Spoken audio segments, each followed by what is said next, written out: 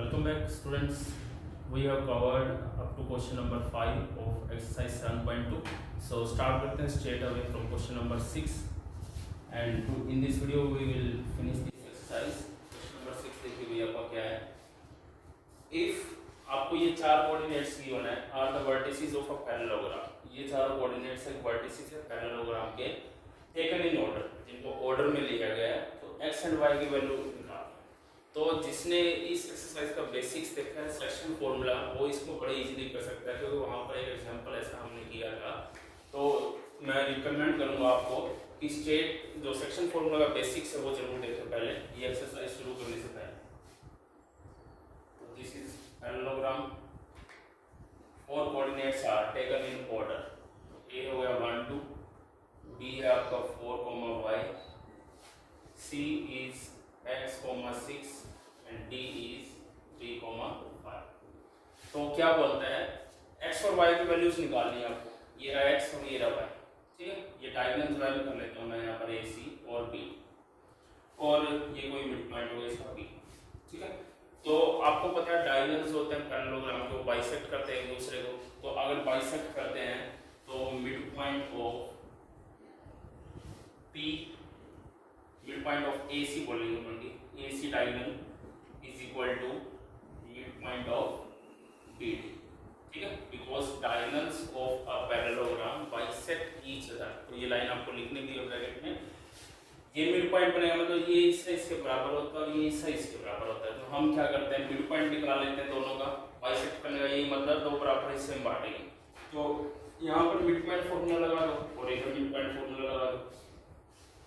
AC पर लगाओगे formula क्या होता है x1 plus x2 by 2, y1 plus y2 by 2. This is mid point formula. इसी लाइन के अगर आपको मिड पॉइंट निकालने हैं, फॉर एग्जांपल 5 है, ये 6 7 है, और इस मिड पॉइंट के कोऑर्डिनेट्स आपको फाइंड आउट करने हैं. तो ये फॉर्मूला एप्लीकेबल होगा 4 plus 6 by 2, 5 plus 7 by 2. तो यहाँ के कोऑर्डिनेट आ जाते हैं. तो वही काम यहाँ पर करना है. AC के देखो आप x1 1 है, x2 x है, यानी 1 plus x by 2, 2 plus 6 by 2. AC के हो गए. इसी टाइप से BD के फाइंड आउट करेंगे. x1 plus x2 मतलब 4 plus 3 by 2, y plus 5 by 2. ये ठीक है. अब you need to find the value of x and y. It means यहाँ से ये कोऑर्डिनेट इसके इक्वल है, x का कोऑर्डिनेट, और y वाला y के इक्वल है. तो यहाँ से 1 plus x by 2 is equal to 4 plus 3 यानी 7 by 2. तो 2 से 2 cancel, x is equal to plus उधर जाकर क्या बनेगा 7 minus 1 यानी x इक्वल तो आ गया 6. अब ये कोऑर्डिनेट इसके इक्वल है, मतलब 6 plus 2 8 by 2 is equal to y plus 5 by 2. तो यहाँ से भी 2 से 2 कैंसिल, 5 इधर आकर माइनस हो गया तो y की वैल्यू क्या आ गई 3. तो ये तो करके दिखाना था इसमें हमें x और y की वैल्यूज फाइंड आउट करनी थी. तो पैरेललोग्राम में diagonals of parallelogram bisect each other, ये वाली प्रॉपर्टी हमने यूज की है. So this is question number 6. Pause the video to note it down. Let's proceed to question number 7. देखिए क्या है इसमें. Find the coordinates of a point A. A point की कोऑर्डिनेट निकालने हैं where AB is the diameter of a circle. तो बना लेते हैं पहले फिगर. AB जो है किसी सर्कल का डायमीटर है, मतलब सेंटर से पास करता है AB, और आपको इस पॉइंट के कोऑर्डिनेट्स फाइंड आउट करने हैं. सेंटर आपको गिवन है 2, -3, मतलब सेंटर के कोऑर्डिनेट ये गिवन है, और B जो पॉइंट है उसके कोऑर्डिनेट है 1 4. इट मींस आपको A पॉइंट के कोऑर्डिनेट निकालने हैं, तो हमने उसको xy मान लिया. ठीक है. अब देखो ये एक लाइन है और ये इसका मिड पॉइंट है गिवन है, तो हम मिड पॉइंट फॉर्मूला यूज कर लेते हैं यहाँ पर ना. मिड पॉइंट फॉर्मूला जो अभी पीछे क्वेश्चन में बताया वो आपको मिड पॉइंट के कोऑर्डिनेट्स इसमें ऑलरेडी गिवन है, मतलब इन दोनों के ऊपर मिड पॉइंट फॉर्मूला अप्लाई करोगे तो जो कोऑर्डिनेट आता है, जो सामने आंसर आता है वो ऑलरेडी गिवन है. ठीक है. इट मींस इन पर लगाओ x plus 1 by 2, y plus 4 by 2 equal to में क्या है 2, -3 दे रखे हैं हमें ऑलरेडी मिड पॉइंट. ठीक है. और मिड पॉइंट डेफिनेटली होता है बिकॉज दिस इज डायमीटर और ये सेंटर है, तो ये रेडियस और रेडियस. इट मींस ये कंफर्म है कि इसका मिड पॉइंट है. तो यहाँ से ये कोऑर्डिनेट 2 के इक्वल है और ये वाला -3 के इक्वल है. This implies x plus 1 upon 2 is equal to 2 and y plus 4 upon 2 is equal to -3. तो यहाँ से x और y की वैल्यू निकाल दो। x प्लस 1 इक्वल टू 4 हो गया, क्रॉस मल्टीप्लाई, यानी कि x की वैल्यू क्या आ गई यहाँ से 3, यहाँ से क्रॉस मल्टीप्लाई करो, y प्लस 4 इक्वल टू -6, तो y की वैल्यू क्या आ गई, ये उधर जाकर प्लस है -4 हो गया, यानी कि -10। तो x और y है क्या, जो हमने a के कोऑर्डिनेट माने थे x और y, यानी x की वैल्यू तो आपकी आ गई 3 और y की क्या आ गई है -10। तो ये तो निकाल के दिखाना। तो this is question number 7, pause the video note it down. Question number 8 देखिए भाई क्या है, if a and b are coordinates given है, आपको किसी लाइन है a और b के कोऑर्डिनेट्स आपको गिवन है, मतलब a हो गया यहाँ पर -2, -2 और b जो है 2, -4। ये find the coordinates of p, p कोई पॉइंट है उसके कोऑर्डिनेट निकालने हैं such that AP equal to आपको गिवन है 3/7 ऑफ AB, ठीक है, and P lie on the line segment AB। P जो है कहीं भी इस लाइन के ऊपर लाई करता है, मिड पॉइंट नहीं है कहीं भी, कभी इसको मिड पॉइंट बना दो, AB के ऊपर कहीं भी है, तो P ले लिया मैंने। और ये रिलेशन गिवन है कि AP जो है वो 3 ये जो AP है वो 3/7 है, किसका, AP का। तो हमें निकालना क्या इसमें, coordinates of P find out करना है, इसके कोऑर्डिनेट निकालने हैं। तो इसके कोऑर्डिनेट कब निकलेंगे, जब हमें m/n पता हो, मतलब ये वैल्यू पता हो इतनी और ये वैल्यू पता हो, तभी निकलेगी। लेकिन क्या ये रेशो ये वाला है, 3/7 ऑफ AB का मतलब है ये पूरी 7 है और ये कितनी है 3 है, ठीक है। तो हमें ये जो डिस्टेंस है ये फाइंड आउट करना पड़ेगा, तभी हमें ये रेशो मिलेगा। तो ये डिस्टेंस फाइंड आउट कर रहे हैं हम P भी, ये तो दे दिया उसने, AP तो 3 टाइम्स है, तो P भी देखो कैसे निकल सकता है। P भी कैसे फाइंड आउट कर सकते हैं हम, अगर मैं पूरे AB में से AP को माइनस करूं तो P भी आ रहा है, देखो पूरा AB ये रहा और इसमें से सिर्फ ये माइनस किया तो यही बचा, यानी कि PP equal to AB minus AP, ठीक है। AB तो एज इट इज कुछ नहीं पता और AP की वैल्यू हमें गिवन है, तो यहाँ पुट कर दो 3/7 ऑफ AB, तो ये LCM आया 7, तो 7 times of AB minus 3 times of AB, क्या आ गए 4 टाइम्स ऑफ AB/7, यानी किसकी वैल्यू आ गई आपकी PB की, यानी PB क्या है 4 है, मतलब AB तो 3 है और ये PB क्या है 4। इट मींस आपको रेशियो पता लग गया। तो अब तो डिस्टेंस फार्मूला का यूज, सॉरी सेक्शन फार्मूला का यूज ही करना है। ये दोनों कोऑर्डिनेट पता है और m/n पता है, तो ये इस क्वेश्चन का हिंट था। आगे आप कर सकते हैं, सेक्शन फार्मूला लगाइए, रेशियो पता है और कोऑर्डिनेट पता है, सिंपली सेक्शन फार्मूला अप्लाई करो। Pause the video. Question 9 very important question है इस एक्सरसाइज का। देखिए क्या करना है इसमें, हमने बेसिक्स में क्वेश्चन किया था जहां पर ट्राइसेक्ट का क्वेश्चन था। ट्राइसेक्ट मतलब 3 इक्वल पार्ट्स में डिवाइड करना, और यहाँ पर क्या बोल रहा है 4 इक्वल पार्ट्स में डिवाइड कर रहे हैं। क्या देखिए, find the coordinates of the point which divide the line segment joining A and B into 4 equal parts। 4 equal parts में डिवाइड करता है उसको। तो भाई A और B ले लो यहाँ से, A तो हो गया आपका -2, B आपका हो गया 2, 8। अब उस कोऑर्डिनेट्स के पॉइंट के कोऑर्डिनेट फाइंड आउट करना है जो इसको 4 पार्ट्स में डिवाइड करे और 4 इक्वल पार्ट्स में डिवाइड करे। तो पॉइंट ले लो भाई, यहाँ पर P हो गया, ये Q हो गया, ये R हो गया। तो 4 इक्वल पार्ट देखो कौन कौन से बन रहे हैं, AP equal to PQ equal to QR equal to RB, 1 2 3 4, ये 4 इक्वल पार्ट्स बन गए। और इन दोनों के कोऑर्डिनेट्स तो आपको पता ही है, हमें क्या करना है, इन तीनों पॉइंट से कोऑर्डिनेट्स फाइंड आउट करना है। तो मान कर चलते हैं हम, ये P के तो x1 y1 हो गए, Q के हो गए x2 y2 और R के हो गए x3 y3। ये तीनों हमें फाइंड आउट करके देखना है, ठीक है। तो देखो भाई टोटल हिस्सा है 4, मतलब 1 ईच है ना, 1 2 3 4, मतलब AP भी 1 है, PQ भी 1 है, QR भी 1 है और RB भी 1 है, ठीक है। अब देखो P डिवाइड करता है AB को इन डैश रेशियो आप बताओगे क्या बन रहा है। P जो है AP को डिवाइड करता है, किस रेशियो में डिवाइड करता है, देखो यहाँ तक तो 1 है और यहाँ तक कितना जाएगा, अगर P डिवाइड कर रहा है तो ये रेशो कौन होएगा, तो ये इधर तक आपको पता है 1 है। PB तक कितना होगा भाई 1 2 3, यानी कितना है 3, मतलब यहाँ तक कितना ये 3 है और यहाँ तक कितना है 1 है।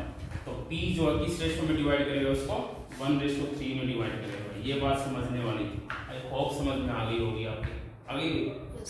ठीक है, तो इसके ऊपर सेक्शन फॉर्मूला लगा दो क्योंकि आपको कोऑर्डिनेट्स भी पता है ए बी के और रेशो भी पता है, तो सेक्शन फॉर्मूला अप्लाई करना है जो कि mx2 + nx1 डिवाइड में m + n comma my2 + ny1 divide में m + n। यस भाई, mn, this is m, this is n। तो mx2 क्या बना, m इंटू में x2, x1 y1 x2 y1, तो x2 आपका 2 प्लस में n है 3 और x1 कितना है -2 डिवाइड में m + n यानी कि 1 + 3। ठीक है, ऐसे ही m y2 पर लगाओ, x2 y2, तो y2 आपका 8 और n है 1, तो 1 × 8 प्लस में n इंटू में y1 और y1 कितना है 2 और डिवाइड में m + n।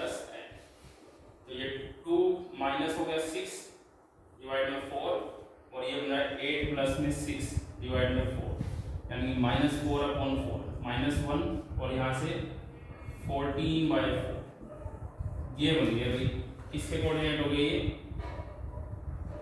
इस P पॉइंट के कोऑर्डिनेट हो गए। ओके, अब Q के कोऑर्डिनेट निकालने और इसके आर कोऑर्डिनेट निकालने हैं। Pause the video to note it down. तो यहाँ से जो P हमने कोऑर्डिनेट माना था x1 y1, इसके कोऑर्डिनेट आपने निकाल लिए तो -1 को क्या बन जाएगा 2 से कट के 7/2।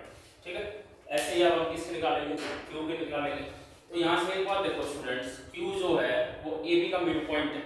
ठीक है, 1 2 3 4 और दूसरे नंबर पर ये है, it means this implies Q is mid point of AB, क्योंकि मिड पॉइंट एक तरफ ये आ रहा है दूसरी तरफ ये आ रहा है, तो अगर मिड पॉइंट है तो डायरेक्टली मिड पॉइंट का फॉर्मूला अप्लाई कर सकते हैं।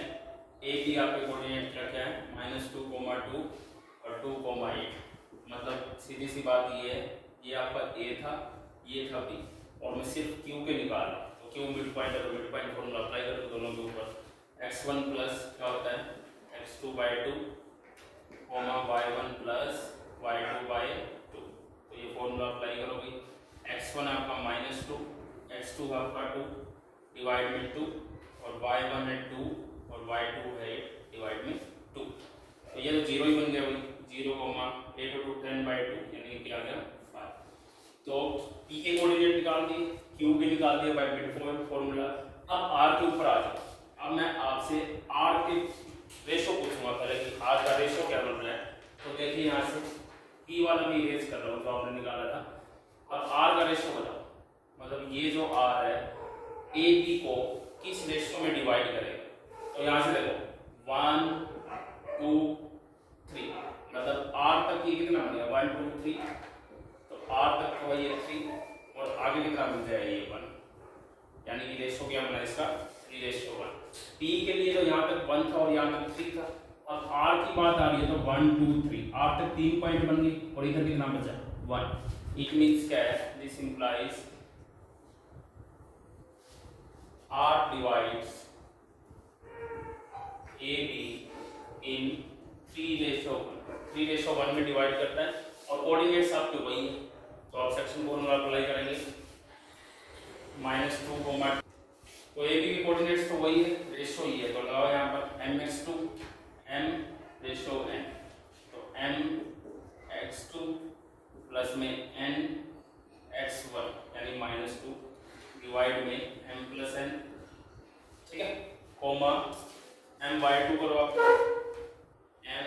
my2 प्लस में ny1 डिवाइड में 3 + 4, तो ये बना भाई यहाँ से 6 - 2 डिवाइड में 4 और ये बन रहा है 24 प्लस में 2 डिवाइड में 4, तो ये कितना आया 4/4 1 और ये 26/4, तो इसको आप 2 से काट सकते हो, 1,13/2 बन जाएगा।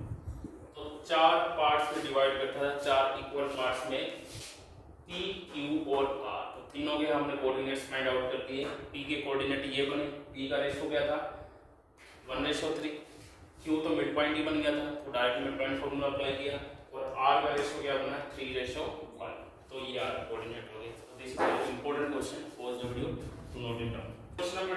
भाई इस एक्सरसाइज का क्या है इसके अंदर, find the area of rhombus, area of rhombus find out करना है। तो क्या होता है एरिया ऑफ रोम्बस? हाँ जी, what is area of rhombus? Half into d1 into d2। Very good, half into d1 into d2। d1 और d2 क्या है यहाँ पर? डायगोनल्स, ठीक है। एरिया ऑफ रोम्बस होता है तो क्लास 8 में पढ़ा है आपने, half into d1 into d2। तो हमें क्या करना है, डायगोनल्स की वैल्यू निकालेंगे और यहाँ पुट कर देंगे। क्या है यहाँ पर, वर्टिसेस आर b1, तो रोम्बस बना लेते हैं।